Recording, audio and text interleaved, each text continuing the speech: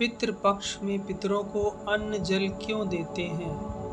गरुड़ पुराण, कठोपनिषद सहित अनेक ग्रंथों में वर्णित है कि पितृपक्ष में पितरों की आत्मा जब धरती पर आती है तो यह अपने वंशजों और संतानों से बहुत उम्मीद और आस लगाए रहते हैं कि इनके पुत्र और संतान इन्हें जल देंगे और अन्न से पिंडदान करेंगे।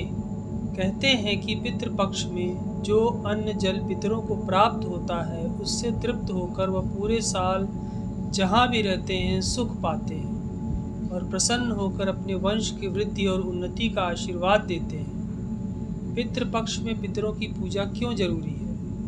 जबकि जिनके परिवार में लोग पितरों को अन्न जल और पिंडदान नहीं देते हैं, उनके पितर जल और अन्न के बिना व्याकुल होकर तड़पते हैं और क्रोधित होकर अपने ही वंशजों को शाप देते हैं, जिससे वंश की वृद्धि में कठिनाई आती है और घर परिवार में कई तरह की परेशानियां आने लगती हैं। पितृपक्ष के नियम गरुड़ पुराण में बताया गया है कि पितृपक्ष के दौरान हर व्यक्ति को सात्विक रहना चाहिए और द्वार पर आए हुए पशु, जीव और व्यक्ति का अनादर नहीं करें और अन्न एवं जल प्रदान करें, क्योंकि ऐसी मान्यता है कि पितृगण पितृपक्ष के दौरान किसी भी रूप में अपने परिवार के लोगों के बीच में आते हैं और अनादर होने पर दुखी और अनादरित होकर चले जाते हैं। इसलिए पितृपक्ष में पंचबलि का भी नियम है कि जिस तिथि पर माता पिता की मृत्यु हुई हो उस तिथि पर भोजन बनाकर एक भाग कुत्ते, बिल्ली, गाय और कौवा तथा चींटी को देना चाहिए। पितृपक्ष में श्राद्ध का नियम पितृपक्ष कुल 15 दिनों का होता है, जिसमें पूर्णिमा तिथि को देव और ऋषियों का जल एवं फल से तर्पण किया जाता है। इसके बाद प्रतिपदा से अमावस्या तक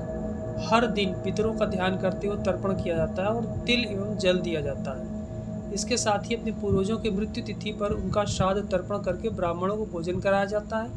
मान्यता है कि ऐसा करने से पितृगण तृप्त जिस लोक में भी होते हैं वहाँ पर सुख और आनंद पाते हैं और तृप्त होते हैं।